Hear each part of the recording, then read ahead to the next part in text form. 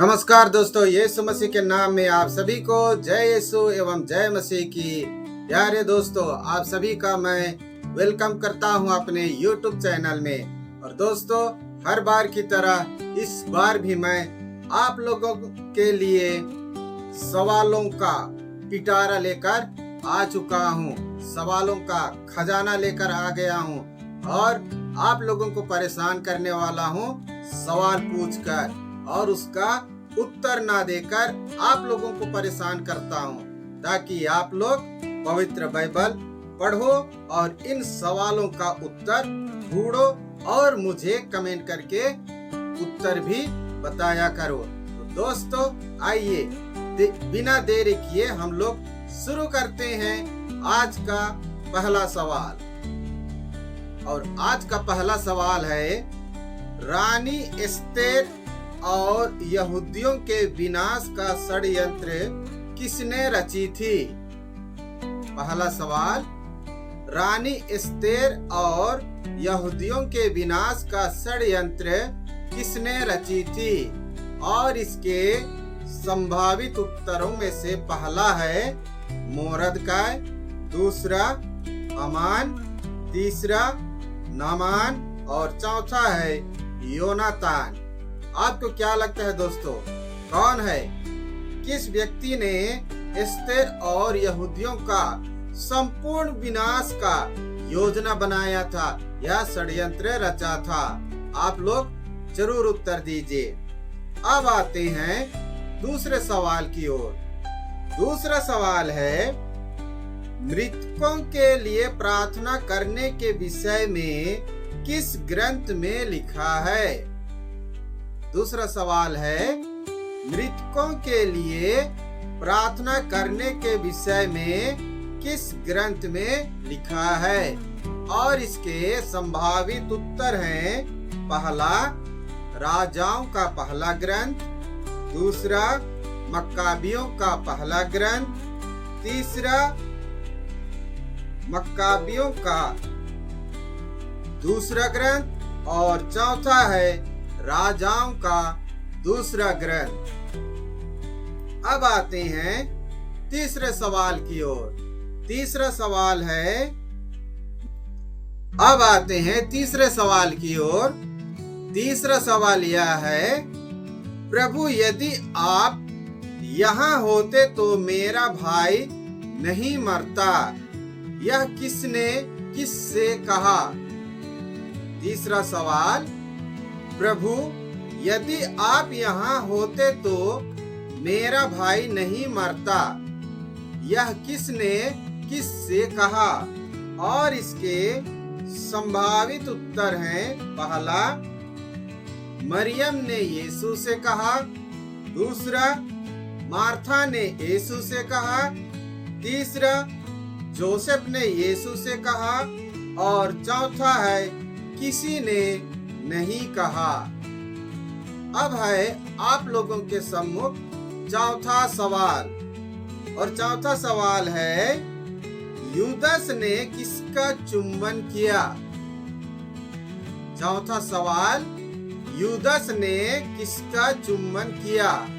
और दोस्तों, इसके संभावित उत्तर हैं, पहला पेतरुस, दूसरा याकूब, तीसरा यीशु और चौथा है योहन का।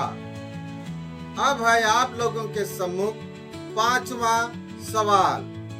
और पांचवा सवाल यह रहा, आंधी जैसी आवाज आकाश में गूंज उठा, एक प्रकार की आग दिखाई पड़ा जो जीभों में विभाजित होकर हर एक के ऊपर ठहर गया। वह कौन सा दिन था? पांचवा सवाल, आंधी जैसी आवाज आकाश में गूंज उठा, एक प्रकार का आग दिखाई पड़ा जो जीभों में विभाजित होकर हर एक के ऊपर ठहर गया। वह कौन सा दिन था? दोस्तों, इसके संभावित उत्तर हैं, पहला क्रिसमस, दूसरा पास्का या फसाका, और तीसरा है पेंतेकोस्त, और चौथा है यीशु का मृत्यु के दिन। अब आते हैं छठवें सवाल की ओर। छठवां सवाल है, राजा अर्थजर्क्सिस की जान किसने बचाई? छठवां सवाल है, राजा अर्थजर्क्सिस की जान किसने बचाई? और इसके संभावित उत्तरों में से पहला है एस्तेर, दूसरा है एबेद, तीसरा है यूदित, और चौथा है मोरदकाय। अब है आप लोगों के सम्मुख सातवां सवाल, और सातवां सवाल है, योना नबी क्यों रूठ गया? सातवां सवाल, योना नबी क्यों रूठ गया? और इसके संभावित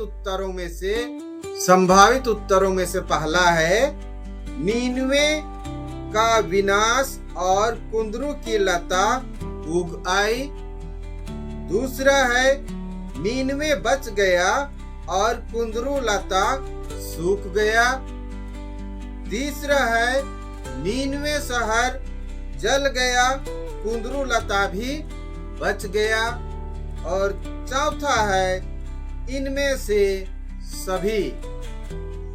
अब है आप लोगों के सम्मुख आठवां सवाल, और आठवां सवाल यह है, वह कौन सा पेड़ है जो यीशु मसीह के कहने से सूख गया? आठवां सवाल, वह कौन सा पेड़ है जो यीशु मसीह के कहने से सूख गया?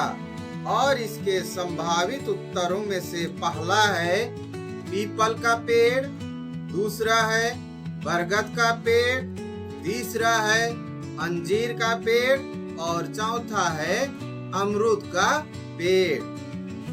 अब है आप लोगों के सम्मुख नौवां सवाल, और नौवां सवाल यह है, स्वर्ग राज और आपका विश्वास किसके सदृश होना चाहिए?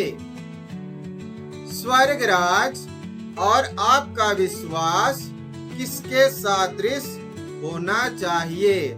और इसके संभावित उत्तरों में से पहला है राई के दाना स्वरूप, दूसरा है रुई के समान, तीसरा है आम के समान, और चौथा है सेव के समान। अब है आप लोगों के सम्मुख 10वां सवाल, और 10वां सवाल यह रहा, पृथ्वी को दोबारा पानी से नष्ट नहीं करने का कौन सा प्रतिज्ञा चिन्ह है? 10वां सवाल, पृथ्वी को दोबारा पानी से नष्ट नहीं करने का कौन सा प्रतिज्ञा चिन्ह है? और इसके संभावित उत्तरों में से पहला है इंद्रधनुष, दूसरा है राम का धनुष, तीसरा है लक्ष्मण का धनुष, और चौथा है मेघनाथ का धनुष। अब है आप लोगों के सम्मुख 11वां सवाल, और 11वां सवाल यह है, कौन से ग्रंथ में जवान बेटी के लिए पिता की चिंता का उल्लेख है? 11वां सवाल, कौन से ग्रंथ में जवान बेटी के लिए पिता की चिंता का उल्लेख है? और इसके संभावित उत्तरों में पहला है प्रवक्ता ग्रंथ, दूसरा है प्रज्ञा ग्रंथ, तीसरा है सुक्ति ग्रंथ, और चौथा है भजन संहिता। तो प्यारे दोस्तों, ये रहे बाइबल के सवाल भाग नंबर 16 के 11 प्रश्न। आप लोगों के सम्मुख इस पहले एपिसोड में ऐसा है कि मैं आप लोगों के लिए जितने भी सवाल पूछा हूँ सभी का संभावित उत्तर आप लोगों के सम्मुख रख दिया हूँ। आप सही उत्तर चुनकर उसे कमेंट कीजिए या टिक कीजिए और मुझे शेयर कीजिए। तो दोस्तों, इसका उत्तर जानने के लिए 48 घंटे का इंतजार कीजिए और इन सारे सवालों का उत्तर आप पुनः इसी तरह एक नए वीडियो में पा सकते हैं। उस समय आप अपने उत्तर की जांच कर सकते हैं। तब तक के लिए आप सबों को यीशु मसीह की आशीष मिलती रहे। आमीन। जय यीशु, जय मसीह की।